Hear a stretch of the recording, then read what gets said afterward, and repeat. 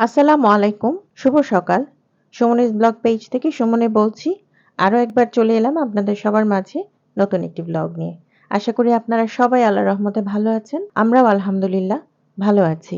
মাঝে, মাঝে মনে হয় নিজের পছন্দের খাবারগুলো নিজে করে খাই এবং এটা করে খেতে আমার খুবই ভালো লাগে। আজকে সকালটা শুরু করেছি আমার পছন্দের খাবার দিয়ে। আমার খুব পছন্দ পরোটা, গরুর দুধের চা আর হচ্ছে সাথে একটা ডিম ভাজি। এই ৩ টার কম্বিনেশন আমার কাছে যে এত ভালো লাগে, আপনারা হয়তো খেয়াল করেছেন আমি প্রায় সময় একা, একা খাবার খাই বা একা, একা নাস্তা করি। আসলে সবাই সবার কাজে চলে যায় সকালবেলা। তারপর আমি একা খেতে বসি। আমার সবার সাথে ওভাবে খাওয়া হয়ে ওঠে না। সবার খাবারটা আমি সামনে দেই। তো যাই হোক আমি একা, একা খেতে কেন জানি আমার অভ্যস্ত হয়ে গেছি আর আমার খেতে এখন ভালোই লাগে। ১ম খুব একটা ভালো লাগতো না। কিন্তু ইদানিং আসলে অভ্যাসে পরিণত হয়ে গেছে। একাই সবসময় আসলে খাওয়া হয়। তবে মাঝে, মাঝে স্কিপ হয়ে যায় সকালের খাবারটা। তবে এটা একেবারেই ঠিক না। আর এর মধ্যে আপনারা হয়তো খেয়াল করেছেন যে আমি মাটির জিনিসে অনেক কিছু রান্না করছি।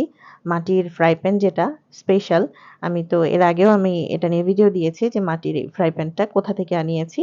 এই নিয়ে আমার ৩ টা ফ্রাই প্যান হয়েছে মাটির। আমার খুবই ভালো লেগেছে। ইদানিং আমার মাটির প্রতি ফ্যাসিনেশন বা আ কি বলবো যে ভালো লাগা খুব কাজ করে মাটির জিনিসের বা মাটির হাঁড়ির প্রতি। আগে কিন্তু মাটির জিনিসের প্রতি মানে খুব একটা আমার ভালো লাগা ওভাবে কাজ করত না বা মাটির ফ্রাই প্যান বা হাঁড়িতে রান্নাও করতাম না। ইদানিং কেন জানি আমার খুব ভালো লাগে আর মনে হতো যে মাটির জিনিসে রান্না করলে হয়তো সেটা নষ্ট হয়ে যাবে বা ফেটে যাবে। কিন্তু আসলে তা না। আমি এটা আস্তে, আস্তে বুঝলাম এখানে এসে যে মানে রান্না করে মানে মাটির জিনিসে রান্না করে তো এটা তার চেয়ে বড় কথা এটা একটু রেডি করে নিতে হয় বা পুড়িয়ে নিতে হয় মাটির জিনিসটা। এটা আমি অনেককে জিজ্ঞেস করে বা অনেককে দেখে, দেখে এটা শিখেছি। তবে সবচেয়ে বেশি ভালো অভিজ্ঞতা হয়েছে আমার চাচিকে দেখে। আমার গ্রামের বাড়ি যে চাচি আছেন, উনি বেশিরভাগ সময় এরকম মাটির হাঁড়িতে রান্না করেন। আর গ্রামের বাড়িতে যারা থাকেন মাটির হাঁড়িতে তো এটা আসলে তাদের জন্য এটা কোনো ব্যাপারই না।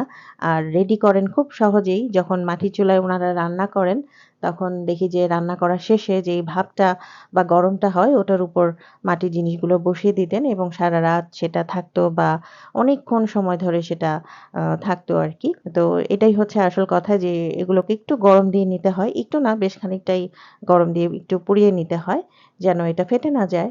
তো আমি ১ম দিন যেটা সত্যি কথা আমার যে অভিজ্ঞতা হয়েছে আমি যখন কিনেছিলাম একটা মাটির ফ্রাই প্যান ওটা আমার ভেঙে গিয়েছিল। আমি খুব বেশি একটা সময় ধরে পোড়াইনি। বেশি হলে ৩০ মিনিটের মতো পুড়িয়ে নিয়েছিলাম। তো ওটা তারপর আমার তেল দেওয়ার পর ওটা ফেটে গিয়েছে এবং আমি খুব দুঃখ পেয়েছিলাম। তো যাই হোক আমি এরপর ভেবেছি যে না আমি মাটির ফ্রাই প্যান আবার আনবো এবং সত্যি কথা এনে আমি সত্যি সফল হয়েছি এবং আম আমার ভালো লেগেছে। এরপর আমি আর কোনো মানে ৩০ মিনিট পর্যন্ত কোনো মাটির ফ্রাই প্যান বা মাটির জিনিস আমি আ রাখিনি। আমি ৩০ মিনিটের বেশি মানে ৪-৫ ঘন্টা ধরে আমি গরম করে পুড়িয়ে তারপর আমি এগুলো রেডি করেছি। তো আপনাদের সাথে একটু কথা শেয়ার করতে, করতে আমার নাস্তা খাওয়া শেষ হয়ে গেছে। ভালো লাগলে শেয়ার দিবেন, কমেন্ট করবেন। আসসালামু আলাইকুম।